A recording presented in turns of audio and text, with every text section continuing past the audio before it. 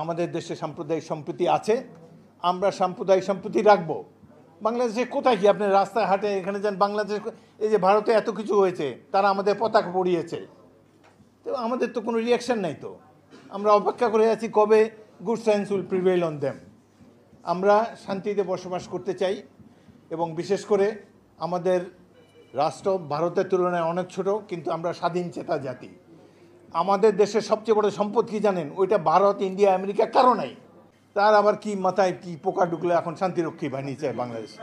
আরে শান্তিরক্ষী বাহিনী আপনার দেশে নেন, যেখানে গুজরাট কিলিং হয়েছে সেখানে দেন, যেখানে কাশ্মীরে মানুষ হত্যা করা হচ্ছে বিনা বিচারে, যেখানে আত্মনিয়ন্ত্রণ অধিকার নাই মানুষের, সেই সব জায়গায় আপনারা you deserve a military force, শান্তি বাহিনী।